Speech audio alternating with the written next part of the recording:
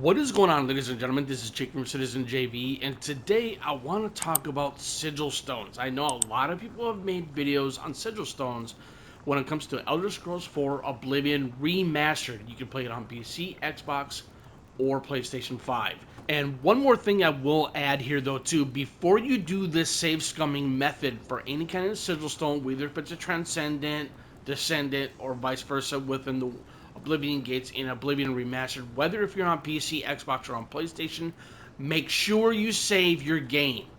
Now, the reason why I want to make this real quick is because what I've noticed is that what you can do when it comes to Sigil Stones with any given kind of Oblivion gates, whether for your novice, apprentice, or even higher up into your difficulties in this game. Now, I'm playing this game on apprentice. I'm a first-time player.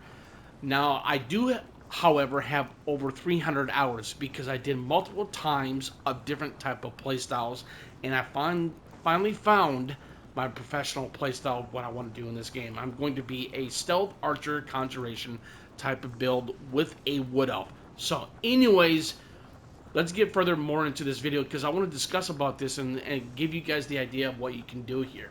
Now, what I've discovered is that you can actually save scum, yes, that is a term, these sigil stones, especially early in game if you want to be able to get your inventory higher up. Basically, what we're going to be doing is that I want to get my inventory a little bit higher than just 150. And in order to do this, like I said, you have to save scum. So basically what you can do, what I'm going to do here now is that I'm going to pick up the sigil stone, and before it goes, once it goes into your inventory, you want to go down to the sigil stone and you want to press R3 on your PlayStation if you are on PlayStation. And you want to go over and it's going to give you basically two effects, basically, excuse me. You have the defensive effect, excuse me, with resist disease on self, that is 15%. You can also absorb endurance on strike, which is going to be the offensive effect, no matter what kind of a weapon that you so choose. So what we're going to do now is that we are going to go over to system, and we are going to reload our game, and then we are going to reload our save again. This is what I meant by save scumming, and what I want to do is that I want to be able to get an ability from the sigil stone called feather. Feather is going to be one of those enchantments in this game to where you want to be able to get higher inventory space.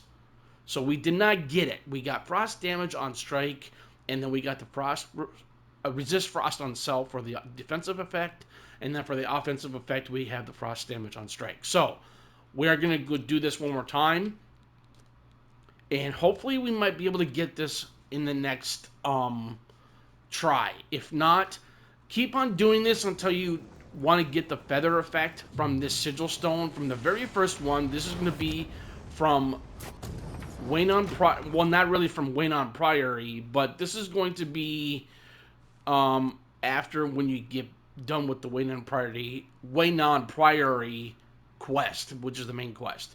So now we have the absorb fatigue on strike and the fortify fatigue on self for the offensive and for the defensive. Let's do this one more time and see if we can get it. If not, this is what I meant by save scumming, to where it's you can constantly reload your game and get the effect that you want as you see fit. So we'll do this one more time and then we'll see what we can get.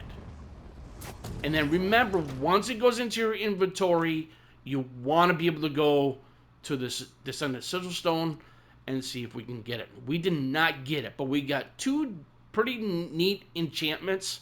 For the offensive effect, we get the damage health on strike for 10 points, and then we have fortify health on self for 10 points as well.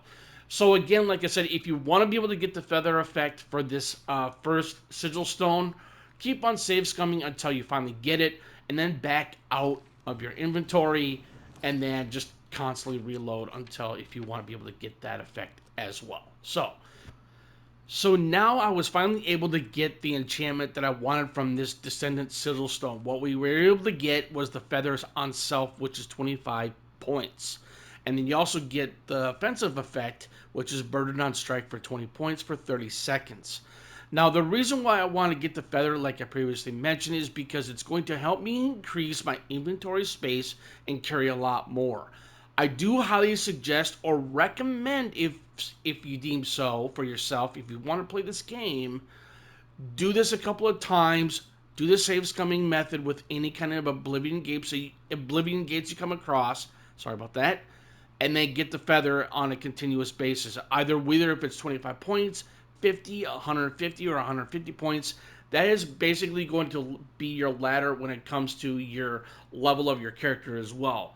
The higher your character of your level, which is I would say between level 15 to level 20, you will either get the Transcendent, or I think there is one before that, or below that, excuse me, and then you'll eventually go higher into the Sigil Stones within this game. Anyways, so much further ado, ladies and gentlemen, this is Citizen JV. Thank you all for tuning in. Greatly appreciated. Any comments or questions, please feel free to put them in the comment section below, ladies and gentlemen. And you guys have a good rest of your weekend. Peace, guys.